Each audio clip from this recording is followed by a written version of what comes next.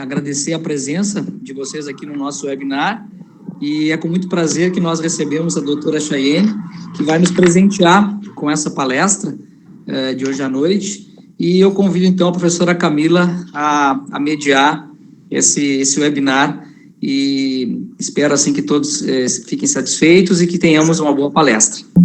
Obrigado. Então, boa noite a todos. Com muito prazer que eu apresento a Chayene, que é uma grande amiga e foi minha colega de mestrado. A Chayene, então, atualmente, ela atua como pesquisadora pós-doutoranda no Centro de Inovação em Novas Energias, na Unicamp. Em 2019, ela concluiu o doutorado em Engenharia Química na UFSCar, no qual ela desenvolveu catalisadores para a trirreforma do metano. Em 2015, ela concluiu o mestrado em Engenharia de Processos na UFSM, no qual também desenvolveu o mestrado e a pesquisa, então, na área de catálise. E em 2011, então, a Chayene concluiu a graduação em Engenharia Química na Unipampa.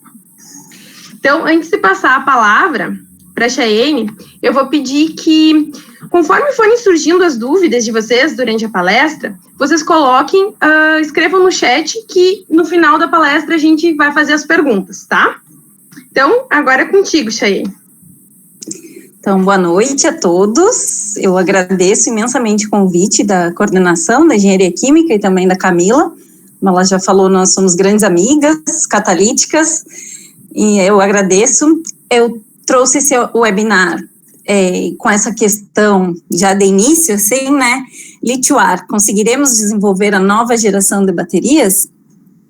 Porque é justamente para entregar a vocês e deixar vocês com a pulguinha atrás da orelha e interesse em entender mais como funciona esse sistema. Como a Camila falou, eu venho da engenharia química, né? É um desafio para mim também trabalhar com baterias. Sou engenheira química e a minha formação de pós-graduação foi voltada à catálise. Então, eu entrei nesse grupo para tentar contribuir ao máximo em termos de desenvolvimento de catalisadores, caracterizações dos catalisadores utilizados nas baterias. Eu estou há 1 ano nesse projeto, é um tempo relativamente curto, mas que eu já aprendi, assim, bastante e continuo aprendendo eternamente, né?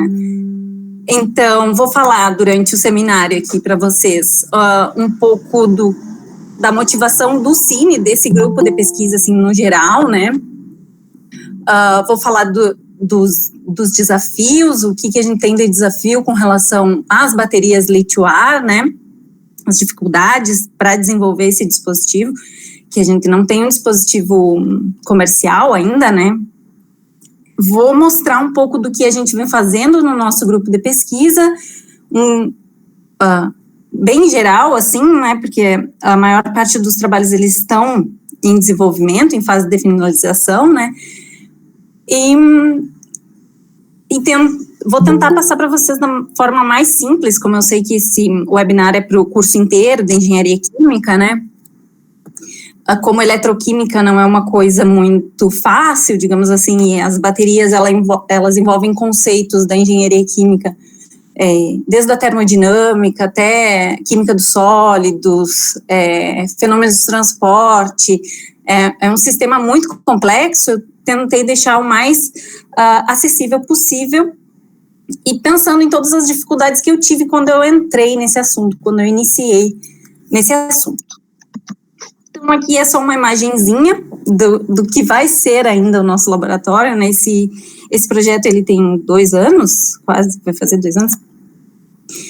Então, ele é novo, então a gente ainda está montando, assim, os laboratórios, né? Os equipamentos estão chegando, e essa aí vai ser a nossa sede do CINE. Ele é um projeto, o projeto como um todo, né? Desse centro é em parceria com o USP, com o IPEM. Ele tem incentivo financeiro da Shell e da FAPESP, e envolve, é muito interdisciplinar, envolve muitas áreas, envolve engenharia química, engenharia elétrica, física, química. Então, para um bom andamento desse projeto, a gente precisa ter essa troca aí com os diferentes cursos e campos tecnológicos, vamos dizer assim. Eu dei um print aqui nessa revistinha, se vocês entrarem no site do Cine, vocês conseguem acessar, e nessa revista eles publicam mensalmente, esse print é da edição desse mês já, eles publicam o que vem sendo feito em termos científicos. Uma parte do nosso grupo mesmo vem imprimindo shields para quem trabalha na área de saúde, para proteção contra o Covid. Então, não são só coisas científicas, mas também a nossa contribuição para a sociedade. Talvez vocês tenham feito isso, né, e procurar lá Lithium Air Batteries. Eu botei em inglês porque abrange um conhecimento maior, né, para ver o que o Google nos diz, né. Minha pesquisa é bem recente aqui, vocês podem ver. E o que tem é perspectivas, desafios, breakthrough explained, tipo, o que está sendo explicado, o que ainda temos de oportunidades. E aí aqui ainda aparece uma pergunta: will lithium-ion batteries ever take a flight? Porque tem pessoas que sugerem que esse tipo de bateria aí vai poder ser utilizado, quem sabe, até em aviões. Se vocês olham os videozinhos que aparecem aqui, é tudo relacionado à energia, né? E quando a gente fala em energia, é impossível a gente não falar do aquecimento global. As pesquisas voltadas à energia e desenvolvimento de novas tecnologias, redução dos gases do efeito estufa, elas começaram na década de 80 com esse rompimento aí da camada de ozônio. Então, desde isso, a gente vem buscando alternativas e meios para minimizar esses efeitos dos gases do efeito estufa, né? Recentemente, também agora com o Covid, o pessoal estava atribuindo aí que a camada de ozônio está fechando em função das menores emissões de poluentes, né, que gerou, né, todo mundo ficar em casa, mas a gente sabe que isso é uma coisa que já vem sendo estudada e que a gente está conseguindo diminuir o buraco da camada de ozônio. Um dos principais responsáveis e um dos principais gases do efeito estufa é o CO2, né?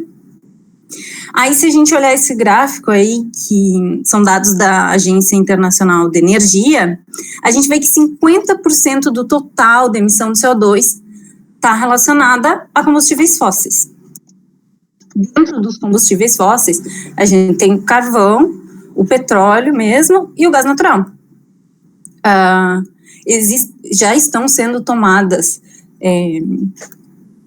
ou sendo buscadas, também é um foco do Cine, transformar o CO2 em outros combustíveis e também gerar mais valor a esse gás, né?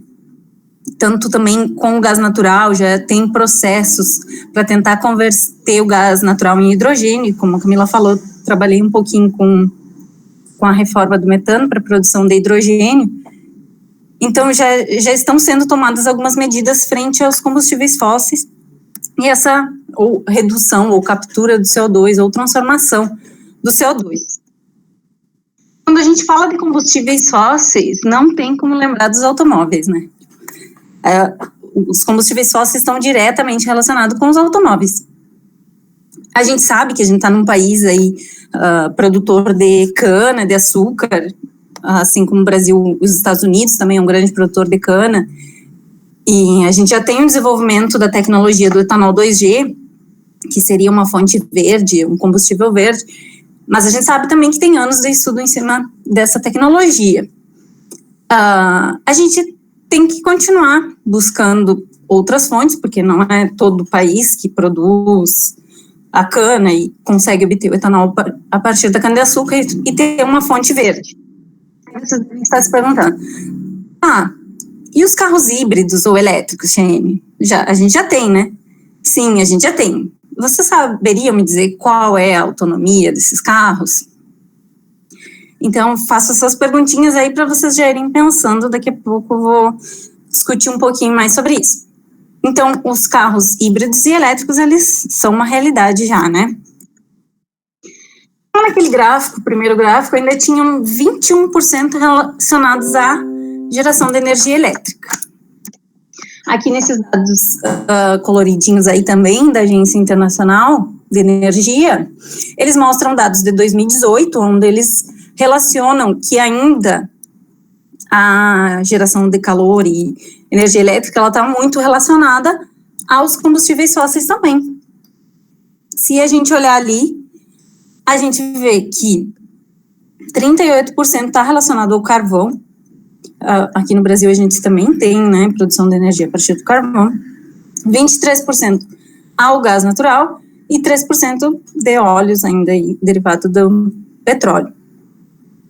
Então, o que eles sugerem, a Agência Internacional de Energia, eles sugerem que a gente tem que adotar políticas públicas e para tentar mudar esse cenário e reduzir o consumo desses combustíveis fósseis, ou seja, a busca pela descarbonização das fontes, isso é muito falado na literatura, e para que a gente consiga, então, diminuir essa emissão de CO2 proveniente da energia elétrica.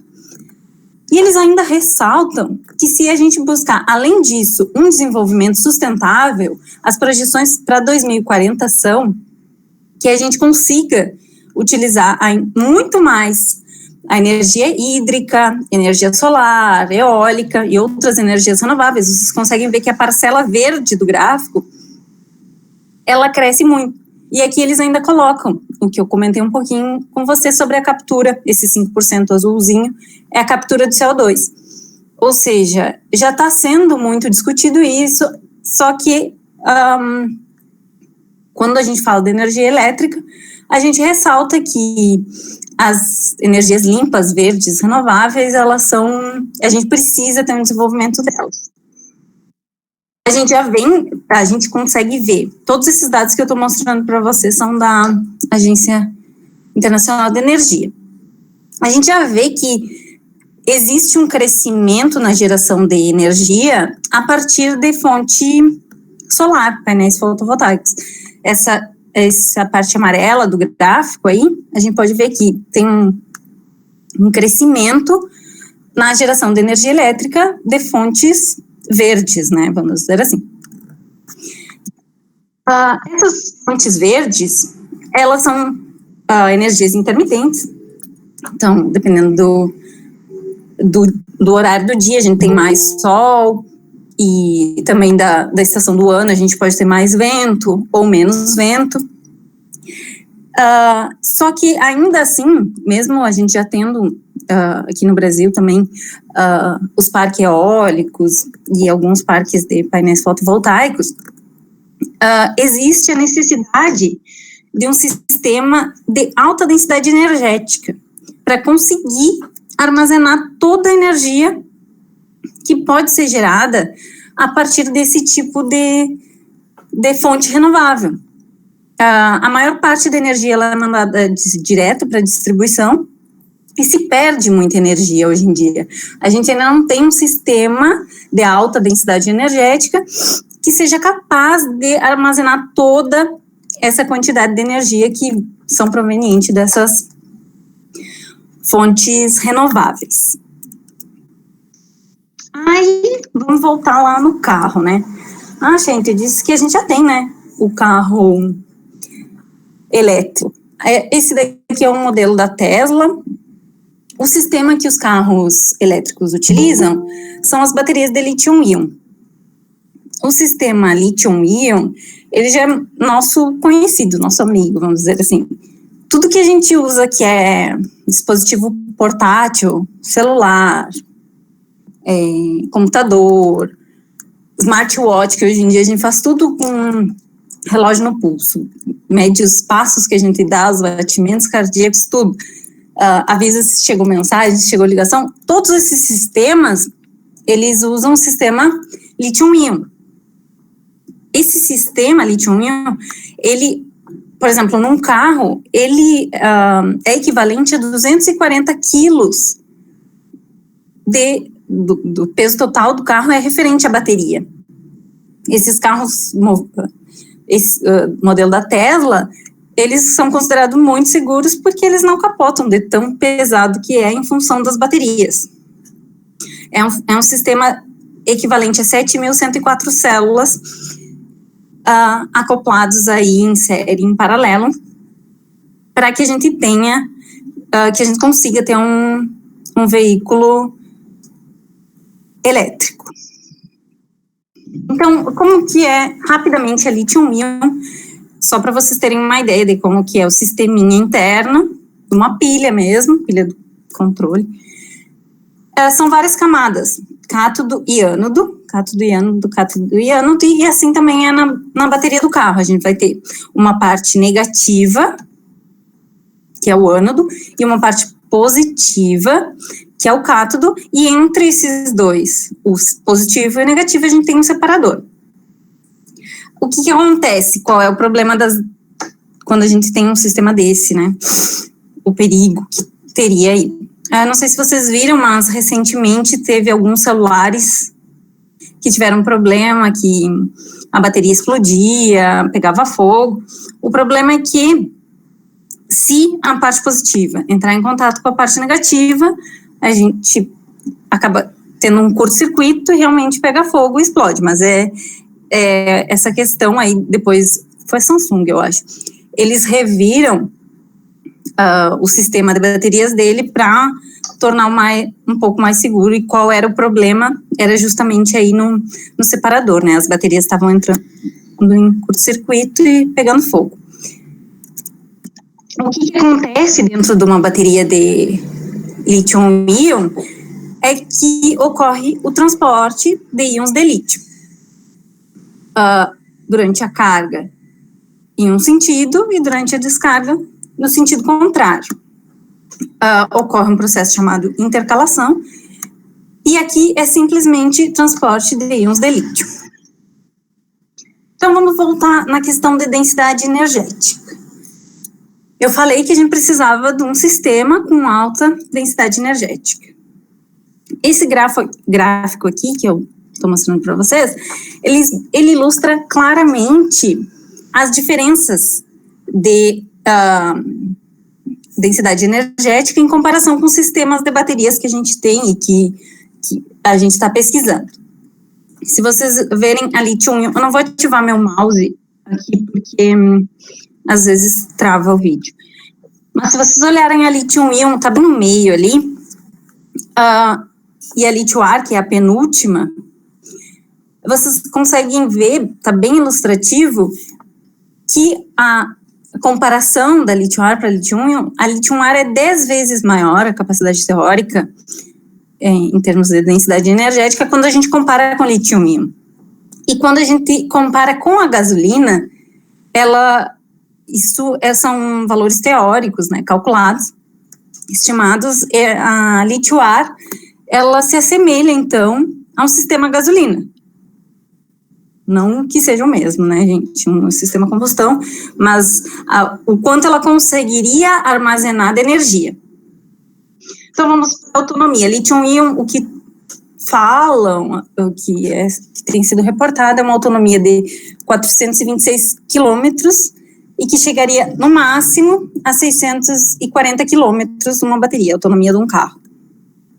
A gasolina, num carro popular, econômico, um tanque de gasolina, a gente conseguiria 770 quilômetros. A gente consegue, se a gente conseguir desenvolver um sistema lítio-ar, ele vai chegar numa capacidade energética próxima à da gasolina. Mas, quando a gente fala de lítio-íon, a gente fala nada mais, nada menos do que o Nobel de Química do ano passado. Então, os estudos, eles começaram em 1970, da lítio-íon, e esses pesquisadores, eles tiveram reconhecimento em 2020. Vejam que a gente, na ciência, as coisas demoram um pouco. Claro que a gente não vai comparar 50 anos atrás com a nossa situação atual. A gente tem muito mais tecnologia, tem muito mais informação, é muito mais fácil a gente conseguir desenvolver. A gente tem um artigo, as plataformas de acesso A base de dados é imensa, a gente tem acesso a qualquer coisa, ainda tem aquela russa que facilita a vida dos pesquisadores, e a gente consegue acessar artigos de todo mundo.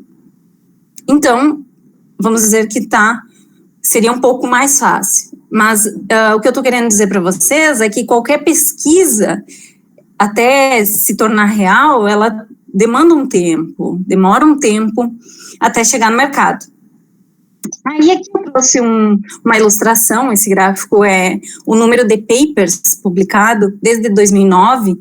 Então vocês podem ver que de 2009 a 2012 ele manteve um patamar, assim, bem poucas publicações, que foi quando teve o início das pesquisas para lítio-ar, né, lítio-oxigênio, e a gente está em crescimento aí, mas vocês podem ver que a gente tem uma média de 200 papers anual, ou seja, ainda tem muito a se descobrir, a gente tem muito que pesquisar ainda para tornar esse sistema realmente viável, para a gente realmente ter um sistema que tenha toda essa capacidade e que a gente chegue nessa capacidade teórica para ter um sistema comparável à gasolina. Então, é só para... A gente tem esse anseio, né? A gente quer muito que a lítio-ar chegue, né? Mas, por exemplo, ninguém vai querer andar com cilindro de oxigênio. Então, a gente precisa fazer com que essa bateria funcione com ar atmosférico. E aí entra uma série de desafios quando a gente fala de ar atmosférico. Porque a gente tem CO2, a gente tem umidade no ar, então é um mundo bem grande, ainda tem muito que ser explorado. Então, eu estava falando da lítio-ar, né? Qual é a diferença da lítio-ar em comparação com a lítio-íon? Basicamente, aqui na lítio-ar ocorrem reações químicas. Foi aí que eu vim parar nesse projeto. Aqui que entra um pouquinho da catálise. Se a gente trabalhar com um sistema de oxigênio puro, ideal, assim, o nosso produto de formação é o peróxido de lítio. Durante o processo de descarga da bateria, é formado o peróxido de lítio, ocorre a reação de redução do oxigênio nesse processo. Durante a descarga, todos os produtos que são formados sobre a superfície do cátodo, eles são revertidos durante a carga, que é chamada a reação de evolução do oxigênio. Aqui eu vou ilustrar um pouquinho para vocês como que é a bateria. Esse é o desenho que vocês estavam vendo ali. Eu gosto de mostrar ele assim. Eu acho que ele é mais didático, para vocês entenderem como que é uma bateria. Eu tinha essa dificuldade quando entrei no grupo, quando eu comecei a estudar baterias, né? Eu pensava assim, mas como que é realmente a bateria, né? Ela é um sanduichinho. A gente tem uma moedinha de lítio, que é a parte rosa ilustrada, o eletrólito, que é uma solução salina, é um solvente orgânico e um sal, é como se fosse sal de cozinha dissolvido em água, só que não, né? Nesse caso, o que a gente estuda é aprótico, é um solvente orgânico, e um sal de... E a parte superior, vamos dizer assim, que é onde o oxigênio entra em contato, é a parte do cátodo, onde tem o catalisador e onde acontecem as reações. Lembrando que eu falei que existem muitos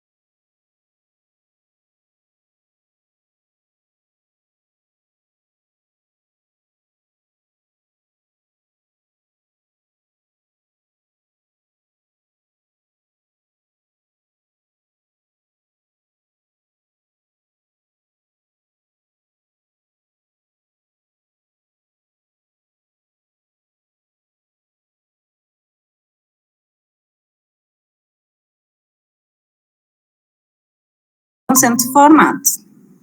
Agora, eu vou mostrar um pouquinho para vocês os desafios. Então, o que a gente tem que... o que a gente tem que ultrapassar, né? Qual é a barreira que a gente tem que ultrapassar? Primeiramente, é a perda. A gente quer que a nossa bateria dure horas, né? Todo mundo quer um celular com uma bateria que dure muito. Então, a gente precisa que as baterias tenham uma alta capacidade. Além disso, que elas não percam a capacidade. Ou seja, quando a gente descarrega a bateria e a gente vai carregar, a gente quer que ela sempre tenha a mesma eficiência. E também que a gente consiga ciclar essa bateria. O que é ciclar a bateria? Um ciclo é um processo de descarga e carga. Então, a gente tem que ciclar o máximo de números possíveis. A gente tem que fazer com que essa bateria dure anos, né? Então, ela tem que ciclar muito e não perder eficiência. Com relação ao segundo desafio, eles estão relacionados aos sobrepotenciais. Eu não vou entrar muito na eletroquímica, mas o que acontece? Num cátodo de carbono, geralmente a bateria descarrega num patamar de 2,7, mais ou menos, e carrega num patamar de 4 volts. Vocês estão vendo um patinho aí, né, na esquerda, como se fosse um patinho. E o sobrepotencial precisa ser reduzido. A gente tem que... Essa bateria, ela precisa carregar mais rápido, então a gente precisa que o potencial de carga dela ali seja diminuído, que ela carregue num potencial mais baixo. E também, lembram que eu falei que ali no meio, entre o cátodo e o ânodo, entre o lítio e o catalisador, tem um eletrólito. Esse eletrólito, por ele ser um solvente orgânico, ele pode se decompor dependendo do potencial aplicado na bateria. Então, a gente precisa trabalhar em potenciais onde a gente não tenha a degradação do eletrólito. O terceiro ponto é a tripla fase. O que vem sendo reportado na literatura é que as reações, elas ocorrem quando a gente tem isso que eles chamam de tripla fase ou zona tripla. A gente tem que ter o contato do eletrólito, do oxigênio ou do ar atmosférico e do catalisador, do CNT, todos em contato, as 3 fases, o sólido, o gás e o líquido. Ou talvez até quando a gente chegue num sistema de eletrólito sólido, seja sólido, sólido e gás. Mas o que vem sendo reportado na literatura é que a gente precisa ter sempre tudo em contato para a gente garantir que seja eficiente o transporte de íons de lítio e também que o oxigênio consiga difundir e reagir aí na superfície do cátodo. Lembrando que a gente não pode ter, a gente precisa ter uma área alta superficial, né, a gente precisa ter um material bem poroso aí, para que a gente, por isso também que a gente usa os nanotubos de carbono, para que a gente consiga ter a maior eficiência possível na bateria. Então, os principais desafios são esses, fazer com que a gente tenha uma alta capacidade, que a bateria dure dias, que não perca a capacidade, que a gente não tenha decomposição do eletrólito, que a gente consiga carregar o mais rápido possível, que ela seja o mais eficiente, e que a gente tenha tudo em contato, tanto o sólido, o líquido e o gás. Falando um pouquinho, então, só para detalhar um pouquinho para vocês o que é a redução do sobrepotencial, que expliquei um pouquinho ali. Quando a gente utiliza, principalmente, catalisadores, sejam eles líquidos ou sólidos, a gente consegue ter essa redução do sobrepotencial. Vocês conseguem ver aí na figura que a gente tem essa ilustração cinza, que é só o carbono no cátodo, né? Só o carbono no eletrodo de ar. Quando a gente adiciona platina e ouro, uma liga, a gente consegue ver a redução do sobrepotencial. Viram que essa curva chata, e a gente fica com essa curva vermelha fininha, magrinha. Isso aí é o que eu chamo de redução do sobrepotencial. A gente reduz o potencial de descarga e aumenta, no caso, o potencial de descarga e reduz o de carga, e aí a gente tem esse achatamento da curva. Vocês estão vendo aí que tem a ORR e OER ilustrada, ORR de laranja e OER roxinho, é o que eu falei para vocês. Descarga, a reação de redução do oxigênio, ORR em inglês, e no processo de carga, a reversão dos produtos pela reação de evolução do oxigênio. Agora eu vou para a parte mais aplicada. Como que eu vim parar nesse projeto? Eu fui convidada pelo professor Gustavo Dolbeck para ajudar eles nas caracterizações dessa bateria. Lembram que eu falei que a gente tem uma tripla fase, quando a gente tem gás, líquido e sólido interagindo, todo mundo junto, o sistema fica bem mais complexo de ser caracterizado. O que é caracterizado? Caracterizado é a gente conseguir identificar quais produtos estão sendo formados ali no cátodo da bateria, onde fica o catalisador, se eles estão sendo decompostos ou não, se a gente está tendo a decomposição do eletrólito ou não, o que acontece nessa tripla fase. Então, o primeiro projeto seria, então, a caracterização em condições dinâmicas de operação. O que significa isso? In situ. São com a bateria funcionando simultaneamente enquanto as reações ocorrem e os produtos são formados, a gente analisar tudo o que acontece na bateria. Então, algumas das técnicas são infravermelho, Raman e raio-x.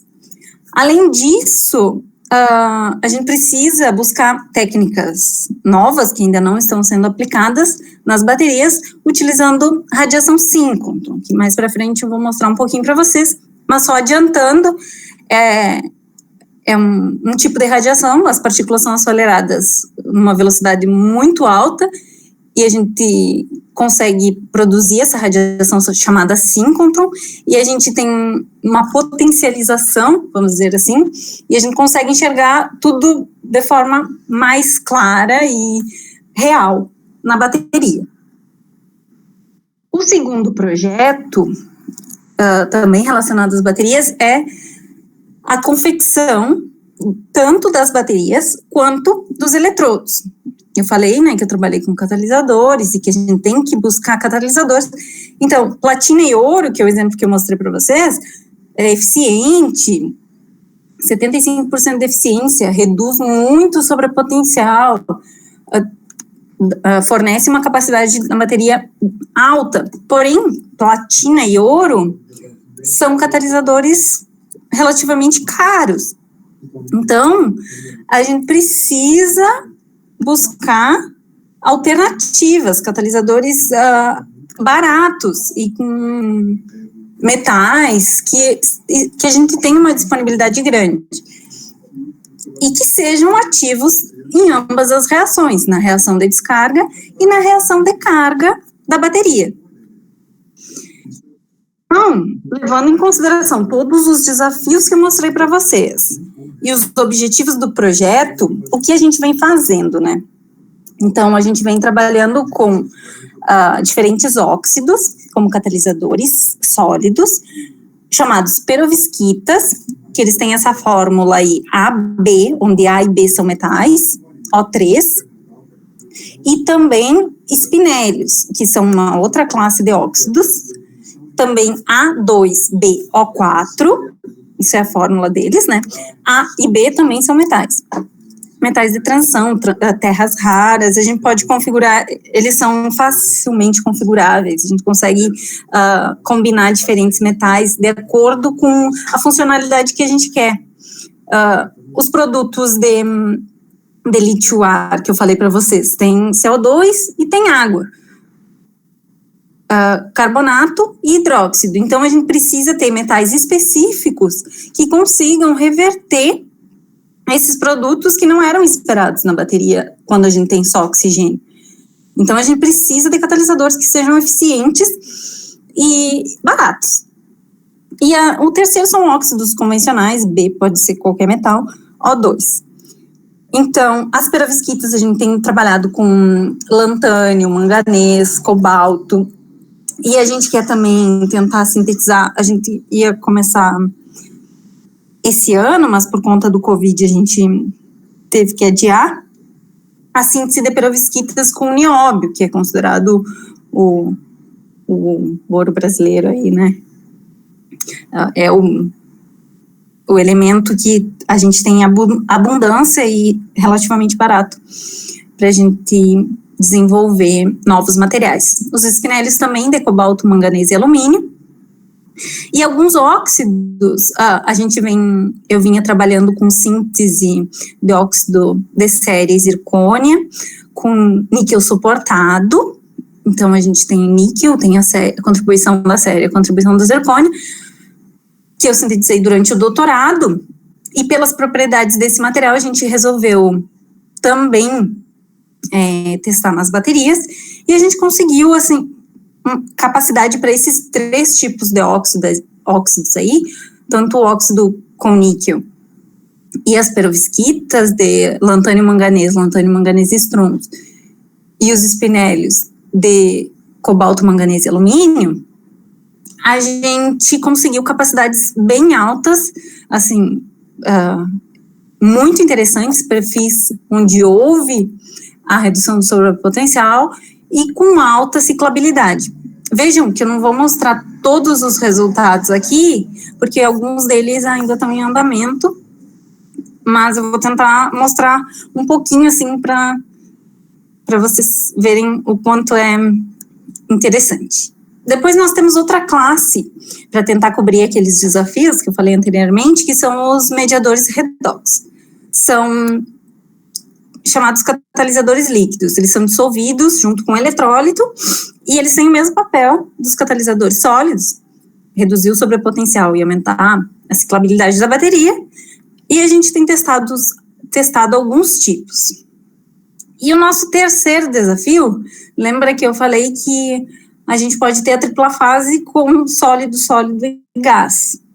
A gente quer, então, desenvolver eletrólitos sólidos. Durante o meu doutorado, eu trabalho com líquidos iônicos.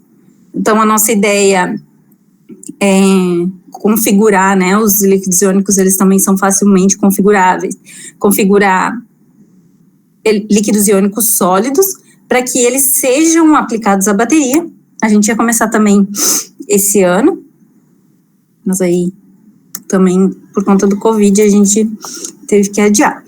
Mas a ideia é a gente tentar desenvolver uma bateria com eletrólito sólido, que seria bem mais seguro do que um eletrólito líquido.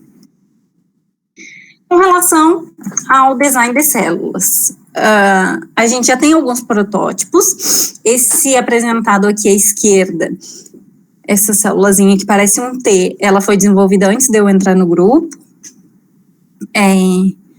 Ela já vem sendo aprimorada. O professor Gustavo, ele vem trabalhando com essa linha de lítio-ar há 5 anos, desde que ele entrou na FEC como professor titular. É um projeto novo, mas já andou bastante, já avançou bastante. E a gente tem conseguido cada vez melhorar o desenvolvimento dessas baterias. Então, basicamente, ali onde vocês veem a molinha, na parte interna, que fica o sanduichinho, é dentro desse teflon branco aí, fica o sanduichinho de lítio, o eletrólito, uma membrana separadora e o cátodo.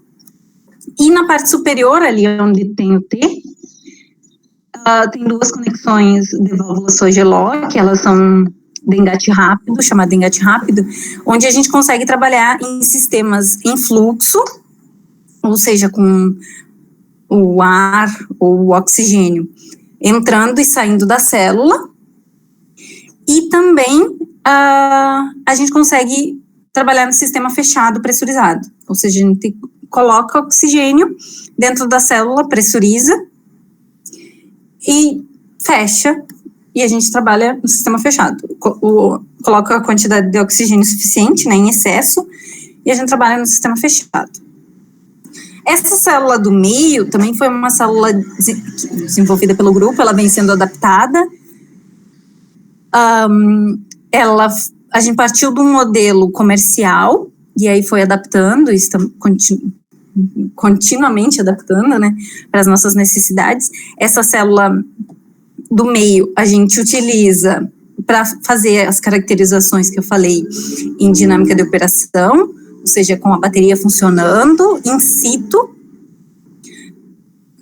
e para diferentes técnicas. Essa terceira bateria, que é a bem da direita aqui, é a última que a gente vem trabalhando para poder fazer caracterizações com o uso de radiação síncrono, onde vocês podem ver que ela tem umas tampinhas na parte superior. A gente consegue mudar o material que fica entre uma camada e outra, dependendo do tipo de radiação e o tipo de caracterização que a gente vai fazer. A gente consegue alterar, chama janela, a gente consegue alterar a janela para que a gente tenha a absorção, né, ou a difração, ou espalhamento, independente da técnica. De acordo com a técnica, a gente consegue fazer essa configuração. Também tem entrada e saída de oxigênio do mesmo sistema, com válvulas, tanto para a gente trabalhar em sistema de fluxo ou em sistema fechado. E ela é para ser aplicada no síncrontro. Então, estou falando para vocês de síncrontro, né? Vou mostrar um pouquinho. Esse trabalho, ele tem parceria com pesquisadores do síncrontro brasileiro, é o Centro Nacional de Pesquisa em Energia e Materiais, CNPEM, aqui de Campinas. Lembram que eu falei, esse da esquerda é o CIRUS, é um novo acelerador de partículas do Brasil. Uma volta completa tem 518 metros, e as partículas conseguem dar 600 mil voltas por segundo. E isso faz com que a gente tenha a radiação síncrono e a gente consiga, vocês estão vendo um espectro aqui à direita, a gente consegue trabalhar em regiões diferentes do espectro eletromagnético. Ou seja, o que isso quer dizer, Shane? O espectro eletromagnético, aqui essa região coloridinha, é o visível, o que a gente consegue ver. Para baixo e para cima do visível, a gente não tem acesso. Então, com o acelerador de partículas, a gente consegue trabalhar em diferentes regiões, desde regiões com baixa frequência até frequências bem altas. A gente consegue ver coisas a nível atômico. E aqui é o maior desafio. A gente precisa realmente de aceleradores de partículas, a gente precisa de radiação síncrona em função da tripla fase. A gente não consegue ver tudo o que a gente quer ver se a gente não usar essa escala. Conseguir ver coisas a nível muito pequeno. Esse outro acelerador menorzinho aqui, do canto direito, é o acelerador da Califórnia. A gente também tem parceria com pesquisadores dos Estados Unidos. E então a gente tem essas duas parcerias. Para vocês entenderem mais ou menos um pouquinho o que faz aí, num acelerador desse, eu coloquei aqui. Esse acelerador ele ficou bem famoso nesta última semana, em função das primeiras imagens do SARS-CoV-2, do Covid. A primeira linha em operação do Sirius, ele é bastante novo, foi inaugurado no finalzinho do ano passado, a primeira linha entrou em operação esse ano. Está em fase de comissionamento, está todo mundo testando. Então, as primeiras imagens do Covid, elas foram realizadas no Sirius, e está sendo divulgada aí em diferentes plataformas. Se vocês pesquisarem imagens SARS-CoV-2 Sirius, como eu botei no Google aqui para vocês verem, vocês encontram muitas notícias das imagens do Covid. Então, essa é a imagem da proteína, como os pesquisadores mostram para a gente, né? E essa, à direita, é o que a gente vê. Nós, pesquisadores, vemos com um acelerador de partículas. Essa imagem é de difração. Então, a gente tem que traduzir isso para que vocês consigam ver da forma como está a imagenzinha aqui à esquerda. Então, é bem desafiador, a gente trabalha na fronteira do conhecimento, tem muita tecnologia envolvida, a gente precisa de apoio financeiro, sem dúvidas, senão a gente não conseguiria fazer esse tipo de pesquisa, e precisa de aceleradores desse tipo para que a gente consiga entender realmente tudo o que acontece dentro da bateria, para que a gente consiga otimizar cada vez mais e chegar num sistema mais otimizado, e para que a gente tenha essas baterias comercializáveis. Não sei a palavra correta. Então, vou mostrar um pouquinho aqui para vocês, rapidamente, do que a gente fez no síncrontron, na linha de infravermelho. Essas imagens aqui são aqui à esquerda está ilustrado a célulazinha que a gente usou para fazer experimentos com ar atmosférico. Esse artigo ainda não foi publicado, a gente está finalizando, essas imagens não vão para o artigo, são outras que vão. Aqui está a célula, é uma célula bem pequenininha, ela tem no máximo 3 centímetros de diâmetro, eu acho, por aí.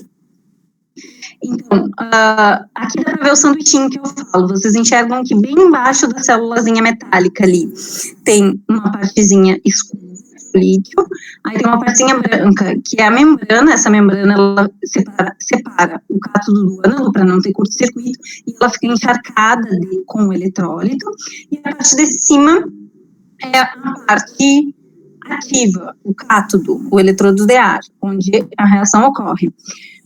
Então, aqui a gente desenvolveu, os meninos do grupo aqui do doutorado, eles fizeram a cobertura com ouro desse eletrodo, e a gente fez a dispersão de nanotubos de carbono sobre a superfície desse ouro, e fizemos os testes das baterias. O que a gente viu, conseguimos ver a formação de produtos, essas coisinhas ilustradas em branco, ponto 1, 2, e aqui tem mais outros pontos, são os produtos sendo formados nos nanotubos de carbono. Vocês conseguem ver como se fossem uns fiozinhos aglomerados, são os nanotubos e os produtos formados sobre o nanotubo.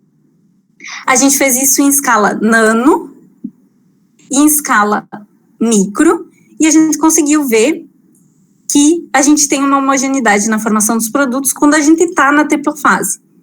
Ou seja, todo mundo sempre falou que a gente precisa trabalhar na tripla fase, mas ninguém nunca mostrou ainda, esse artigo logo vai sair, o que acontece realmente quando a gente está na tripla fase, tanto na escala micro, quanto na escala nanométrica, ou seja, é reprodutível, a gente realmente está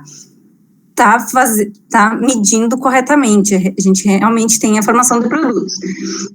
Aqui eu trago outra ilustração, aqui a gente fez uma análise de microinfravermelho em dinâmica de operação, com a bateria funcionando in situ, na técnica in situ, e vocês conseguem ver a imagem do microscópio óptico, que ela vai ficar mais preta, quando a gente olha aqui no OCP, é o 0, né, a bateria sem descarregar, e em 2300, depois de 2300 segundos descarregada, o eletrodo vai ficando pretinho.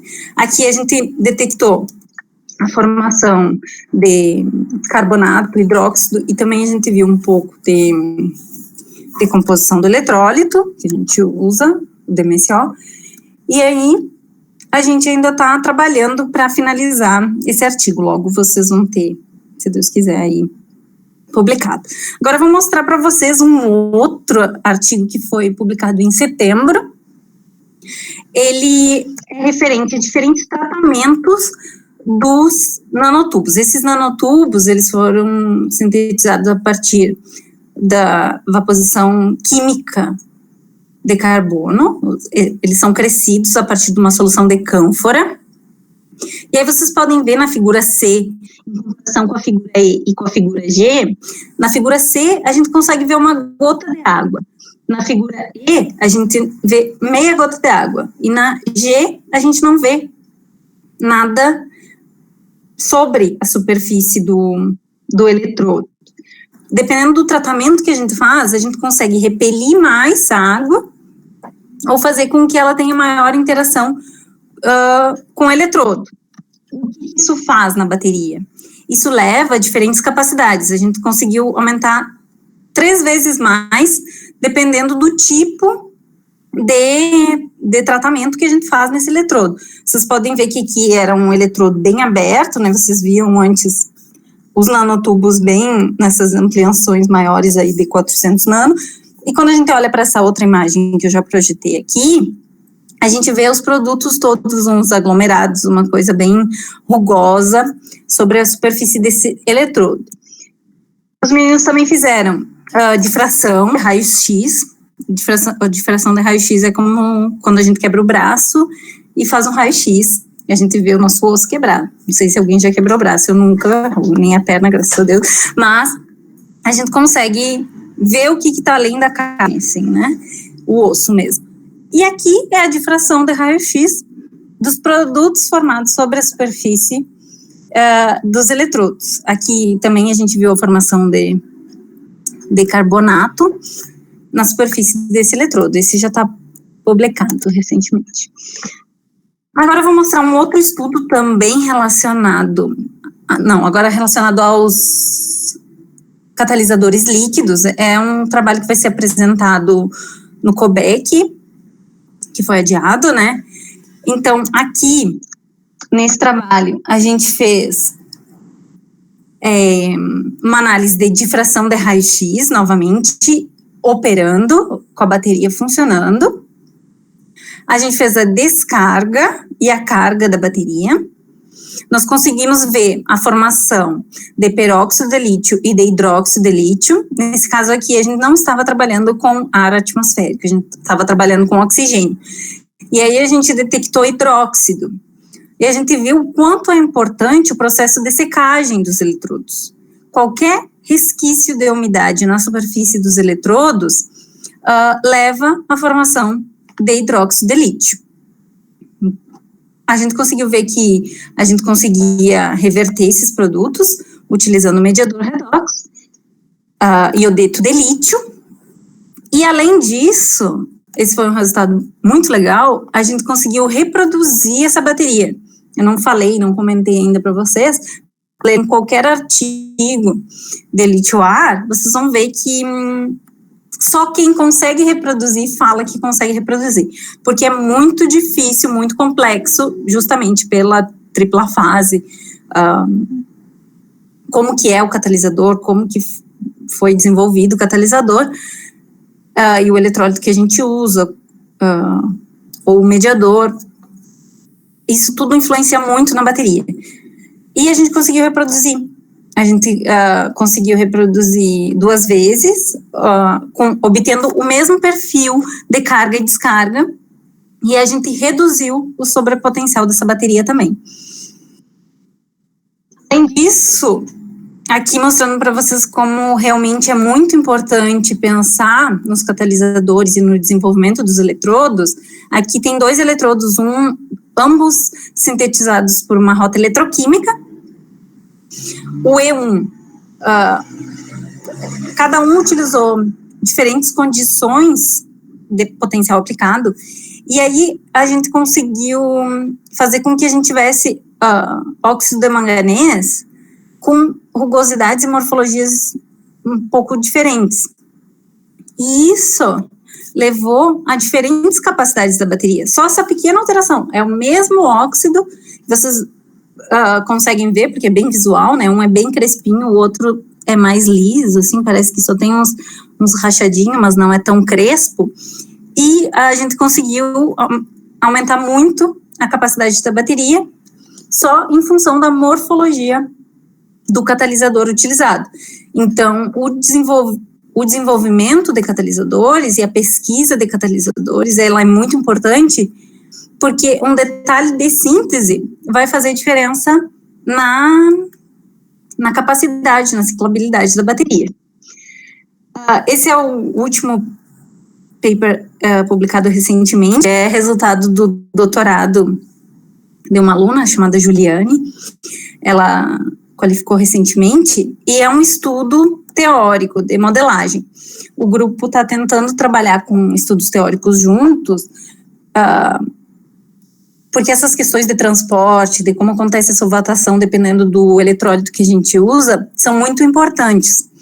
Todo o sistema, a bateria como um todo, é muito importante. E tem coisas que a gente só consegue ver a partir de simulação.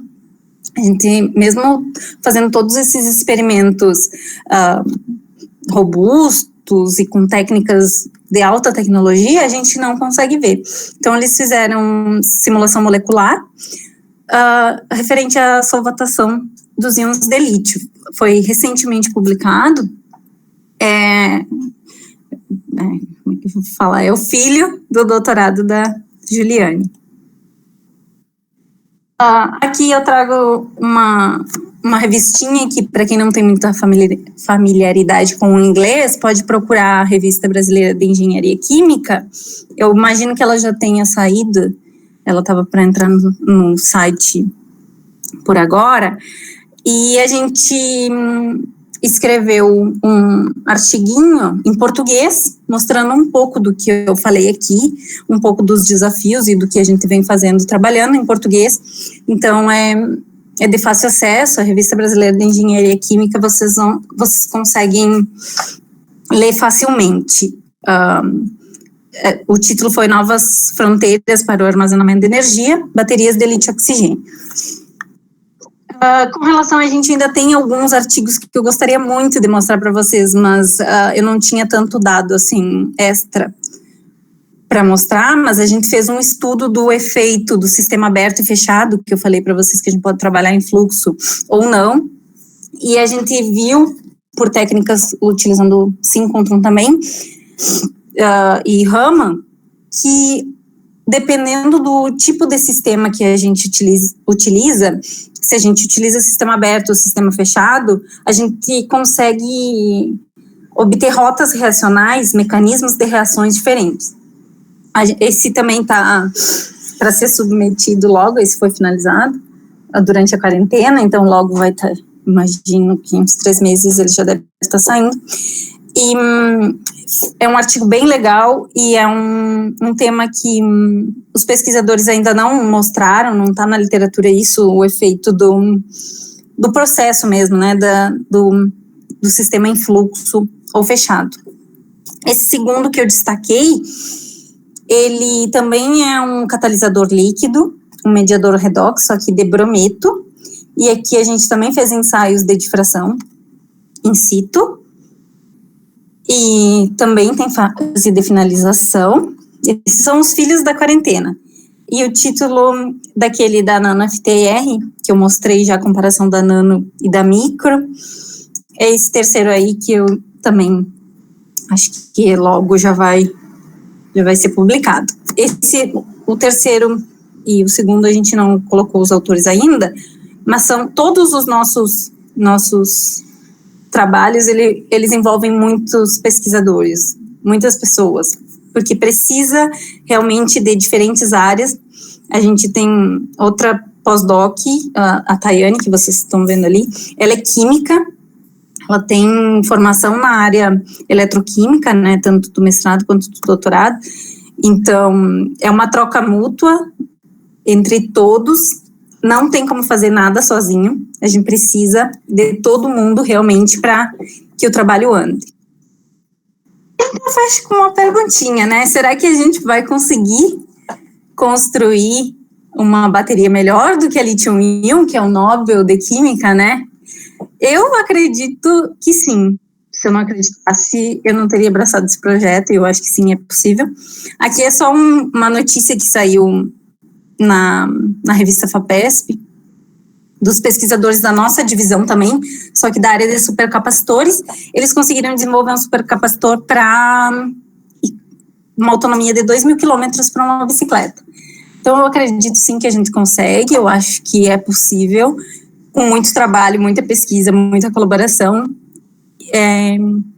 mas eu acredito que a gente vai chegar nas baterias lítio-ar. Esse é o grupo quase todo, ainda falta alguns. Esse de camisa azul no fundo mais alto é o professor Gustavo Dolbeck, o líder do grupo, né? Aqui a gente tem aluno de mestrado, doutorado e iniciação, temos a técnica também. O trabalho não anda sem todo mundo, realmente precisa de todo mundo. Eu deixei uns links aqui da revistinha do Cine, que é o trabalho geral, tanto das conversões de CO2, metano. Tem um grupo forte que desenvolve pesquisa de painéis fotovoltaicos, também utilizam perovskitas. Sai tudo nessa revista. Os meus e-mails, se vocês quiserem contato. Eu agradeço novamente o convite da coordenação e da professora Camila para mostrar um pouco do que a gente vem fazendo e todas as agências de fomento pelo incentivo financeiro. É isso, gente. Eu espero que eu tenha conseguido. Dei uma corrida no final agora, que a Camila me deu o tempo de 1 hora, mas eu espero que tenha dado para vocês tenham conseguido entender aí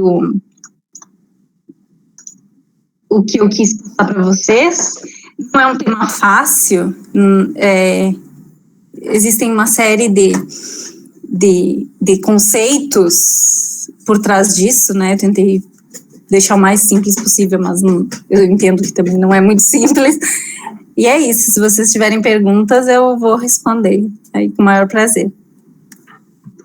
Então, antes de mais nada, quero te agradecer mais uma vez, Chayane, pelas contribuições, pela palestra. É um tema muito relevante, te parabenizar pelo estudo, porque uma vez que hoje a gente precisa buscar fontes alternativas de energia, né, aos combustíveis fósseis, e que sejam, enfim, eficientes e que supram as necessidades, né, da sociedade, porque senão elas não vão, digamos assim, conseguir competir com as energias que são utilizadas hoje, e a gente precisa buscar, né, desenvolver isso da melhor forma para conseguir, então, diversificar a nossa matriz energética, né, que é um assunto que está, assim, se torna cada vez mais urgente, a gente poderia dizer, né.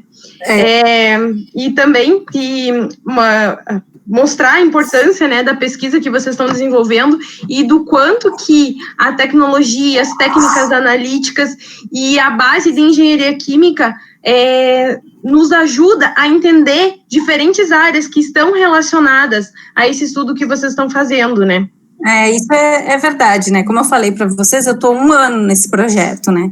A formação do engenheiro químico para a eletroquímica é pouca, se a gente for ver, né? A gente não tem como na química uma disciplina específica de eletroquímica. Eu confesso para vocês que no início, quando eu entrei para o grupo, os meus primeiros 3 meses, eu quase enlouquecia, só pensava, nossa, será que eu dou conta, né? Porque as pessoas depositam uma expectativa, né? Sim. E como a gente é engenheiro químico, já é visto como multitarefas, né? A gente faz de tudo um pouco, na verdade, né? A nossa formação ajuda muito, a gente não faz ideia do quanto ajuda a gente também a superar os desafios. O que a gente aprende durante a graduação inteira, que às vezes parece nada, né? A gente acha, mas eu me formei, ou estou me formando, e parece tão pouco. Mas é muito, realmente é muito. A gente pega conceitos agora, principalmente assim, quando a gente trabalha nesse nível de caracterização, assim, e de desenvolvimento de materiais, conceitos de química geral, química básica, geral mesmo lá, né? A teoria do orbital molecular, a gente brinca sempre, mas e a gente não é químico, né? A gente é engenheiro, mas o engenheiro precisa pensar no todo. Sim, e precisa de toda essa base, né, de conhecimento para tentar entender todos esses mecanismos que acontecem e estão acontecendo nessas reações, né, e tentar melhorar isso, né, que é mais importante ainda. Isso, eu não falei das limitações de transferência de massa, eu não citei isso. porque Sim. é um assunto tão complexo. Quem trabalha mesmo com baterias mesmo, sabe que não é uma coisa trivial. Eu falei que a gente precisa da modelagem e da simulação, porque tem coisas que fogem do nosso alcance experimental, para a gente entender o que realmente acontece, porque é contato de fluido, né? Então, Sim. é complexo.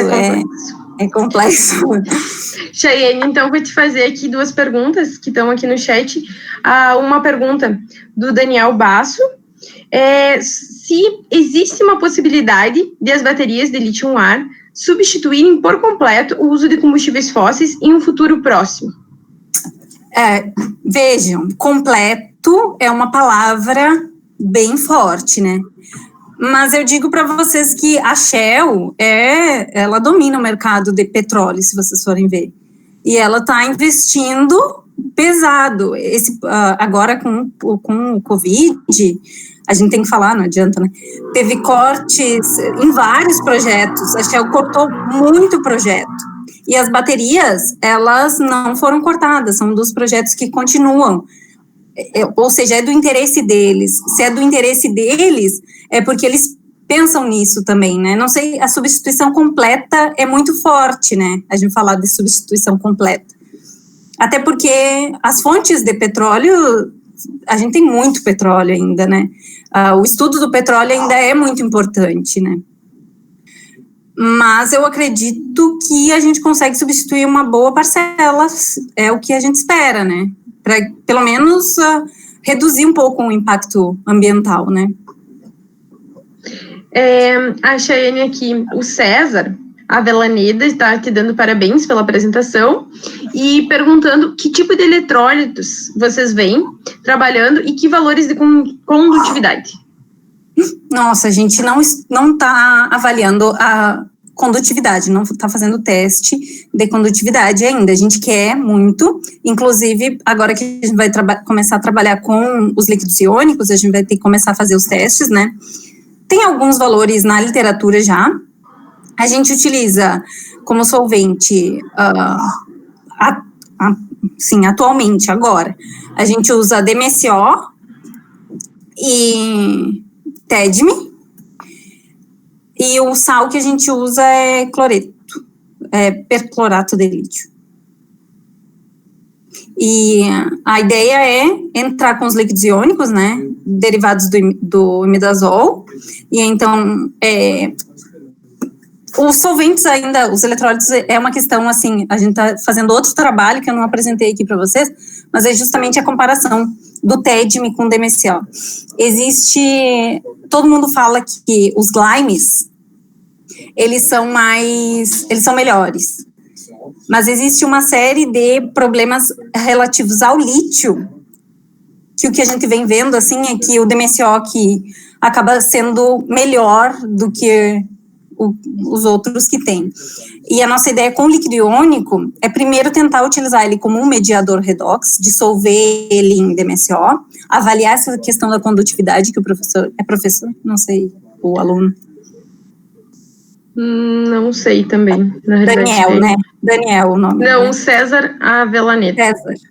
César. Essa questão que o César perguntou, a gente ainda não está avaliando, mas tem muitos valores na literatura, eu não vou saber falar agora, né? Mas a ideia é começar a testar por causa dos líquidos iônicos, né? A gente vai começar a testar a condutividade. E tem mais uma pergunta aqui do Gabriel Rodrigues. Se o fato do oxigênio adicionar massa à bateria acabaria causando a expansão do volume da bateria, isso seria um problema para a integridade física dos componentes sólidos da bateria? Olha, expansão da bateria, eu acho que é o que o pessoal chama de bolhas, talvez, né? Mas isso acontece de uma forma tão pequena que eu acho que ele, com relação à expansão da bateria, não teria problema, né? E também a ideia é que a gente consiga utilizar o ar atmosférico, daí diminuiria um pouco essa questão, por ele estar mais diluído, né, eu digo. Mas eu acho que não seria um perigo, assim, de explosão, que é a maior preocupação, né. Elas são bem mais seguras do que as baterias de sódio, por exemplo. Aqui no chat, por enquanto, não tem mais nenhuma pergunta. Eu não sei se alguém mais gostaria de fazer alguma pergunta.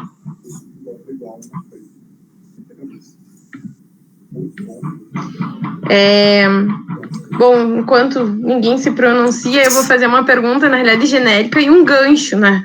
Como eu sei, Chayene, que tu trabalhou, né, com hidrogênio no doutorado, assim como eu também trabalhei, né, com a produção de hidrogênio, em termos de perspectiva e comparação, né? Claro que são fontes energéticas diferentes, a gente vai pode aplicar numa forma semelhante, por exemplo, num veículo, mas em termos de potencial e viabilidade.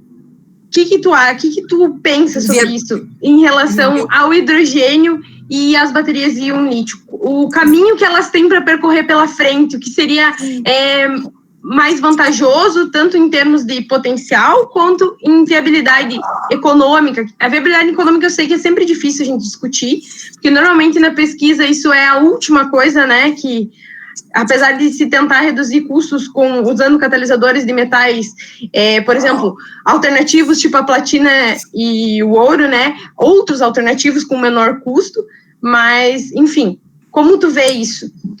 Sem entrar na discussão dos catalisadores, porque a gente sabe, né, que os metais nobres, eles são mais eficientes em qualquer sistema, tanto na produção de hidrogênio quanto nas baterias. Em termos econômicos, a gente tem muita abundância de hidrogênio, né? Como eu falei, o gás natural, para remover o petróleo,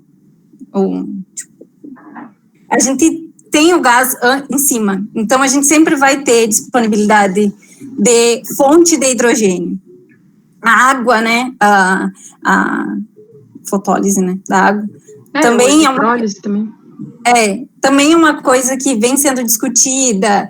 Então, eu acho que em termos econômicos a gente ainda não tem muito, eu acho que são duas alternativas que têm o seu mérito. Eu sou muito fã da catálise heterogênea, né? Eu acho muito importante esses estudos de conversão, de produção de hidrogênio.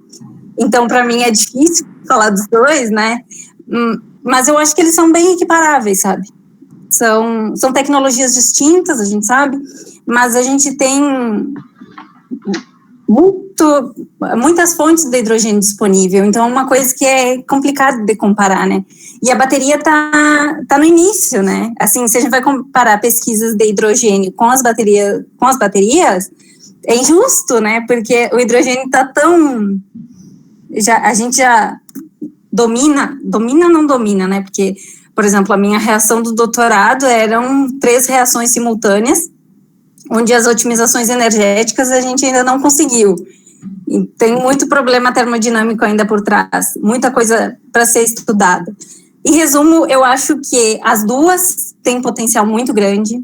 Como eu falei, nunca uma coisa vai substituir a outra. Eu acho que o petróleo vai estar sempre em evolução.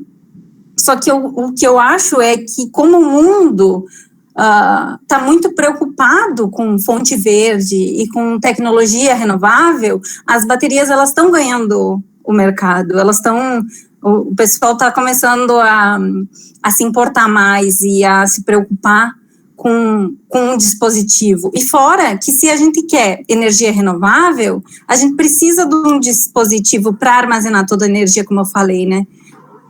A gente não pode perder todo esse recurso, toda a energia que é gerada de fonte eólica e de painéis fotovoltaicos. Então, acho que uma coisa não elimina a outra, e as duas são potências, assim, né? Eu sou fã das duas, então...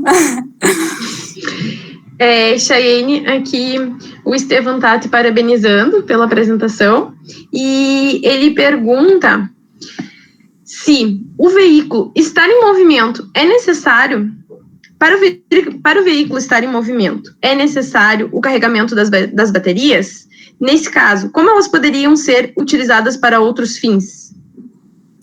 Ela tem que estar carregada, né?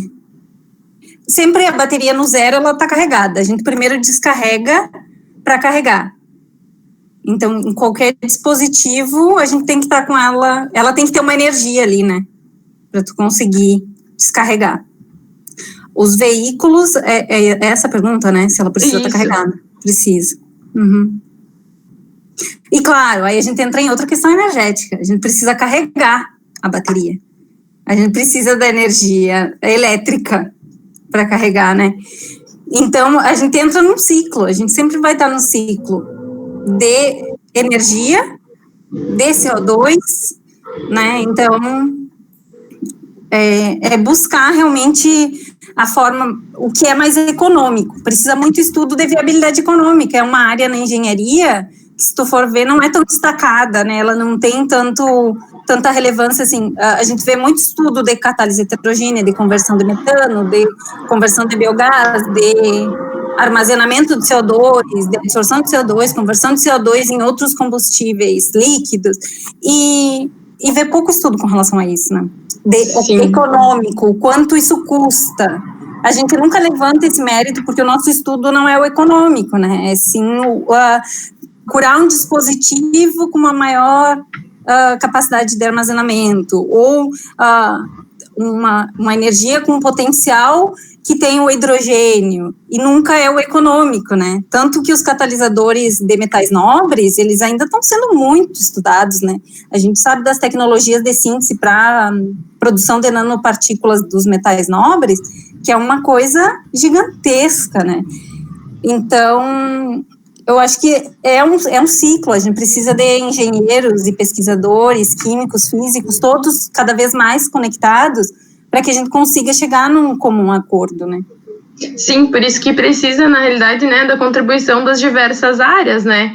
Mas isso realmente, a gente acaba, né, na catálise, deixando, às vezes, essa parte econômica só para um trabalho que ele estaria muito bem concluído e muito bem aplicado, né? E essa parte de viabilidade é difícil, realmente. Eu acho que falta um pouco, sabe? Eu acho que falta, a gente vê que falta mesmo, tanto com o custo Claro que a gente sempre vai esperar chegar num processo maravilhoso para depois ver quanto custa, né? Mas eu acho que é uma linha que precisa ser, que a gente precisa de investimento em pesquisas desse tipo também, né? Aqui, Chayane, o Estevão complementou, então, na realidade, o que ele queria saber é se seria necessário o movimento do carro durante o carregamento da bateria. Ou, por exemplo, o carro poderia estar parado para carregar. Isso sim, tem estudos já, né? Que o carro, a partir do acionamento dos freios dos automóveis, acaba carregando a bateria. A energia formada em função da freagem carrega a bateria. Isso já tem, eu acho que foi a Toyota, o carro híbrido da Toyota, eu acho que já tem essa tecnologia. Não tenho certeza se gente, mas eu li já que existe essa tecnologia. E aqui o Gabriel Rodrigues está perguntando, então, quais são os caminhos de pesquisa que estão sendo conduzidos para melhorar o número de ciclos, ou seja, a vida útil da bateria. Catalisadores são a resposta para as baterias íon lítio chegarem à ciclagem? Eu vou puxar brasa para o meu assado, como a gente fala aí no Rio Grande do Sul, né? Sim, a gente tem que investir em catalisadores. Dos testes que a gente já fez. Desculpa, gente. As perovskitas que eu falei, elas são um dos materiais que a gente conseguiu ciclar mais vezes. Níquel zircônio, a gente também conseguiu ciclar muitas vezes. O que eu digo muitas vezes, são 23 ciclos de 500 mAh por grama, porque a gente faz por grama de material ativo, que é carbono mais o catalisador. Tem até um aplicativo que baixa para ver o quanto miliampere o teu celular gasta. Eu não baixei ainda, mas eu vou fazer isso porque eu preciso dessa informação. Se alguém for perguntar, eu não vou dizer quanto, por exemplo, um celular vai precisar de miliamperes hora, mas assim, é muito mais do que um celular precisa, sabe? E aí essas perovskitas, a gente consegue deixar lá descarregando até, assim, infinito até morrer, assim, vamos dizer assim, uma linguagem mais simples, a gente consegue estar descarregando 4 dias. Os catalisadores de níquel zircônia também, 4 dias descarregando, em termos de capacidade da bateria. E essas baterias que a gente consegue ciclar muitas vezes, 23 ciclos, sem perder capacidade. A gente tem outros sistemas também com carbono, que a gente consegue um número maior de ciclo, mas a redução do sobrepotencial não acontece. Então, eu acho que sim, a gente vai precisar de catalisadores para que a gente tenha uma otimização, vamos dizer assim, da capacidade, conseguir maiores capacidades e maior ciclabilidade. Porque, por exemplo, para reverter carbonatos, a gente precisa de um catalisador. O carbonato não vai reverter só no potencial aplicado durante a carga. O grupo, os alunos da engenharia elétrica, eles fizeram alguns testes com catalisadores de níquel e eles viram que há a reversão dos carbonatos com catalisadores de níquel. Então, dependendo se a gente está em uma atmosfera real, onde a gente tem CO2 e o carbonato vai ser formado sim ou sim, a gente vai precisar de um catalisador para reverter. Então, a gente vai precisar de um catalisador para dar uma vida maior para a bateria. Chayene, vocês chegaram no último congresso a gente até tinha conversado sobre isso, chegaram a testar as hidrotalcitas, até foi tema de um outro webinar ainda, né? Sabe que eu estou esperando até hoje? Não chegou no correio aqui na caixinha. Pois não foram ainda, mas uma hora vão. Não, eu te falei que eu estou fazendo o trabalho das hidrotalcitas lá com o Lucas, mas é ainda frutos de quando eu estava no doutorado. Sim. Não sei, pessoal, se alguém tem mais alguma dúvida ou mais algum comentário para fazer. Só que os hidróxidos seria bem interessante, né, Camila, em função da intercalação, né? A gente já discutiu muito sobre isso, né? Amigas, a gente se junta para discutir coisas científicas. Mas faz parte, né? E eu acho que as hidrotalcitas, elas têm um potencial bem legal aí nas baterias. Sim, vamos ter que testar os novos caminhos, né? Então, na literatura não tem ainda, Chayene, porque eu não sei, porque eu não tenho lido sobre aplicação nessa área, por exemplo, né? Eu não tenho visto, porque ultimamente, como a gente estava focado nesses últimos projetos, porque a gente mandou 2 propostas para o acelerador da Califórnia. Então, essa quarentena, eu estive focada bem em perovskitas e espinélios. Eu não vi ainda hidrotalcitas, mas até depois eu vou até dar uma procurada. Ainda não vi, porque eles usam muito óxido de manganês, perovskitas mesmo, e não, como já são óxidos que já têm atividade para a reação de redução e evolução, eles ficam vendo alternativas com configurações diferentes, sabe? E eu preciso procurar das hidrotalcitas, mas desde aquela época que a gente tinha conversado, eu não vi. Deixa eu te fazer agora uma pergunta um pouco que mais interessa, na realidade, talvez para os alunos e para parcerias, enfim. Tem mais uma ainda, depois eu pergunto, então.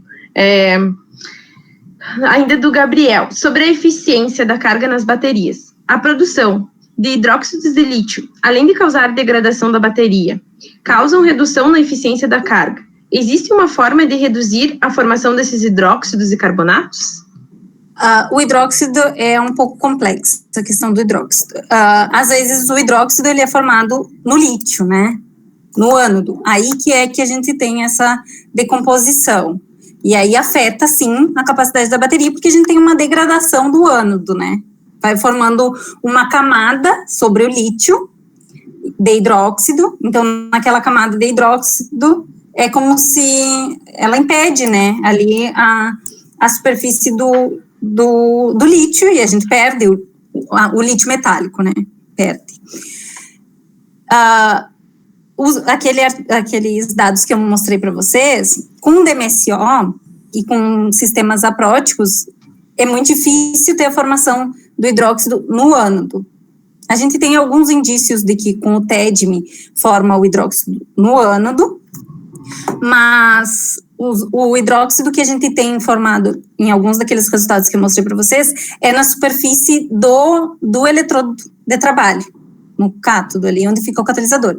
E ali ele é facilmente revertido e a gente não vê, é visual mesmo assim, um ataque do ânodo nessas condições, com solvente aprótico, DMSO, não vê. O que a gente tem indícios, só que não está confirmado ainda, é uma outra linha que a gente está querendo estudar, inclusive tem um aluno novo que entrou agora que a gente vai ficar só voltado ao hidróxido, então é uma coisa que a gente ainda não tem, assim, experiência, né, é só o que está reportado na literatura. Tem um aluno que vai começar o doutorado, não tenho certeza se é doutorado ou se é mestrado, mas o Martinho, o nome dele, e a gente vai começar as pesquisas voltadas à formação do hidróxido, mas sim, se for formado no ânodo, a gente acaba perdendo eficiência e capacidade da bateria. Então, não sei, por enquanto aqui também a gente ainda não tem mais nenhuma pergunta, vou fazer a minha então, Chayene. Por exemplo, para poder desenvolver pesquisas no CIE, quais são os caminhos? Como eu cheguei até aqui? Como tu chegou e como, por exemplo, os alunos poderiam chegar até aí, fazer mestrado na Unicamp, quais são os caminhos? Isso. Bom, a minha experiência eu fiz graduação em Engenharia Química na Unipampa, Bagé, Rio Grande do Sul, fui para o UFSM, eu sempre busquei a minha formação em catálise, é o que a gente está discutindo aqui, né? Fui para o UFSM, fiz o meu mestrado lá, fui para a UFSCar, Universidade Federal de São Carlos, aqui no estado de São Paulo, fiz o doutorado. Aí, eu fui agraciada com essa vaga, pela minha experiência em síncrontron, como durante o doutorado. Experiência, gente, né? Eu sou uma jovem pesquisadora, minha experiência é do doutorado, né? Como no doutorado, eu tive a experiência no síncrontron, e esse grupo precisa de um apoio de quem tenha um certo conhecimento dessas caracterizações. Eu cheguei ao Cine por uma pesquisadora do CNPEM, que é lá do Sirius, onde eu falei um pouco para vocês. Existem caminhos de chegar aqui antes disso, né? Vocês podem tentar seleções para mestrado e doutorado na Unicamp, que sempre tem, no nosso grupo sempre tem vaga, sempre cabe mais um. O Cine divulga as vagas, tanto de mestrado quanto de doutorado e de iniciação científica também. Com relação ao CNPEM, que eu sei um pouquinho, existem vagas que chama de verão, que são as de férias, para iniciação científica. Então, o IC pode vir e fazer pesquisa, fazer a seleção, né, mandar currículo, é só vocês procurarem no site do CNPEM, que abre vaga lá, para iniciação científica nas férias. Vocês vêm nas férias e fazem iniciação científica, se forem selecionados, no CNPEM, por exemplo. Mas o que se a gente pudesse dar um conselho, né, assim, invistam em algo que vocês realmente gostam.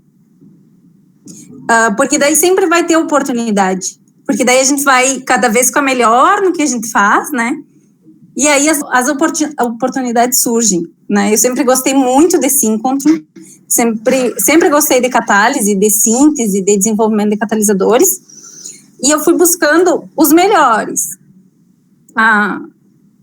Não sei se vocês sabem, mas o programa de pós-graduação da UFSCar é o melhor, um dos melhores, né? Conceito 7, e é Engenharia Química. Então, eu fui buscando a minha formação de acordo com a minha afinidade, e as oportunidades sempre tem, tanto para iniciação, quanto para mestrado, quanto para doutorado, mas realmente procurem o que vocês gostam, porque daí vocês vão realmente fazer um bom trabalho, e aí vão acabar se destacando. Essa oportunidade minha do pós-doc, eu nunca tive pretensão nenhuma, e foi porque eu passei fevereiro inteiro fazendo análise no síncrontron que surgiu essa oportunidade. Se dediquem, invistam no que vocês realmente gostam, que as oportunidades surgem. E no CNPEM sempre tem vaga, o Cine sempre posta lá nos sites que eu mostrei as vagas de oportunidade de mestrado, do doutorado, e a iniciação científica que eu falei, porque é um pouco mais complexo, né? Também é difícil quem já quer pesquisa, já desde muito cedo. A gente vê que tem muitos que sim, que já desde cedo querem pesquisa, e aí também é um pouco mais difícil, porque envolve custo, né, de se manter em outro estado, mas sempre tem oportunidades. Busquem os sites do Cine, do CNPEM. Bom, a minha formação é parecida com a da Prof. Camila, mestrado na Engenharia Química da UFSM, doutorado na Engenharia Química da UFSCar, e foi assim,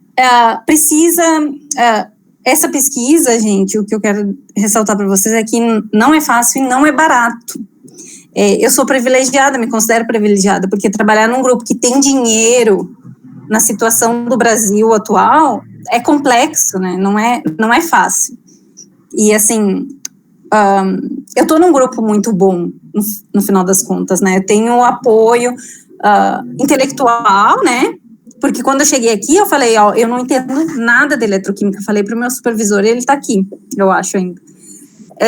Eu não entendo nada de eletroquímica. Ele falou, não, mas a gente vai trabalhar juntos. Aí eu fiquei mais tranquilo. Os primeiros meses quase surtei, e agora já estou aí, falando para vocês de baterias. Então, o conhecimento, ninguém nasce sabendo nada, né? A gente vai criando, né?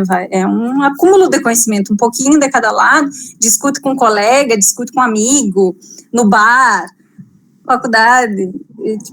E aí, a gente vai se formando como pessoa e como pesquisador, e as oportunidades, eu acho que elas surgem, sempre independente dos lugares onde a gente escolheu, né? A Prof. Camila fez mestrado e doutorado e chegou aí, e eu estou aqui num grupo de baterias, então sempre vai ter. Então vocês já viram, né, que existem oportunidades. Quem se interessar pode, qualquer coisa, contatar a Chayene e pesquisar. Eu acho que no momento não temos mais nenhuma dúvida. Então, a seleção da Unicamp já passou, se alguém tá querendo entrar no mestrado, já foi, né? Aí agora é só para o ano que vem.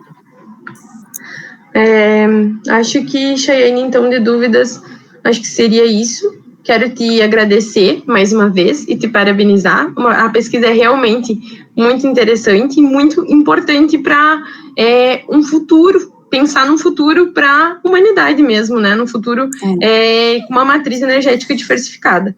Eu vou chamar o Jander, então, para fazer o encerramento e também divulgar, né, a webinar da próxima semana. Então, boa noite a todos e muito obrigada.